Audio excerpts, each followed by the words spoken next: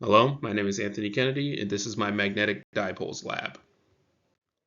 The purpose of this lab was to investigate the relationship between the distance and the magnetic field strength of a magnetic dipole using both an experimental and a theoretical method, and to use this distance dependence along with Biot-Savart's law to discover the magnetic moment.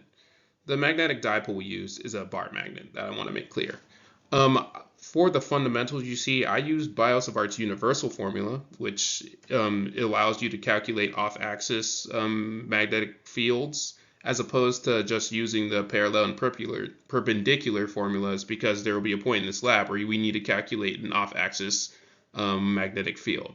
Also, you have this given equation, the B bar equals KR raised to the N, and setting these equivalent to each other and moving around some variables, I was able to discover that the distance dependence in my experimental setting had the N at negative 2.711, and isolating the magnetic moment, I found that that was 0.047.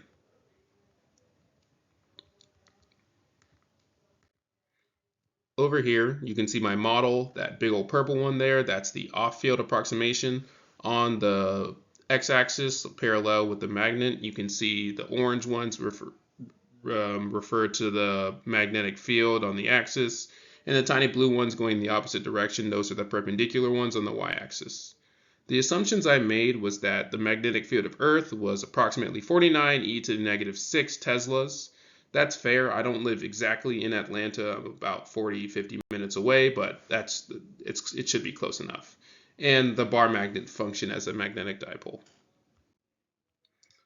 For the actual experiment itself, I set my system to be the bar magnet, the surroundings to be everything that's not the bar magnet, that's fair.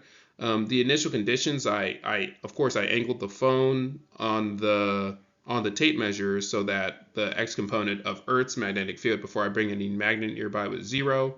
And the actual details is I placed the bar magnet at the end of the tape measure, and to get the measurements I want, I just slid my phone across the tape measure and I got all the positions I needed. You can see all of that information compiled here in this data sheet along with the averages. And over here you can see the graph with that downward slope and that negative y-intercept. You can see how I derived the distance dependence, and you can see the 17.486 that I took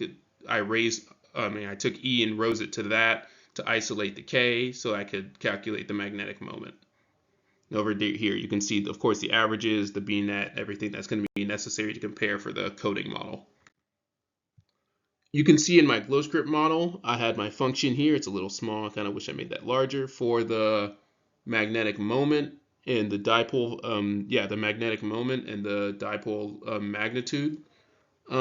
As you can see here, the d distance was d perp square root 2. All of that was just placed into the code, but you'll see on this next slide, right, that when I'm comparing the two models, the experimental and the coding, both had fields trending downwards in terms of distance. The n being negative means that with the b bar, k, r, n formula, that's going to get moved down to the denominator, and they're both going to have an inverse proportionality with distance. So as it goes further away, it's going to generally get a weaker magnetic field.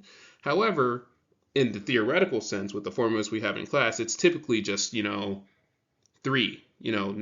R would be to negative 3 kind of in that case. However, we have a negative 2.77, implying that there's some error. The errors that I think were most prevalent is electronics within the house. The magnetic field never held steady, kind of going all over the place. It was an approximation of 0 for x. And the position of the magnet, I really struggled when I tried to place the magnet parallel to the phone. It just only affected the z-axis, so I had to raise it a little bit. I don't know if that's probably changing something, but it should be fine. Finally, the what if section. If we didn't account for the Earth's magnetic field, then you're just going to mess up your experiment.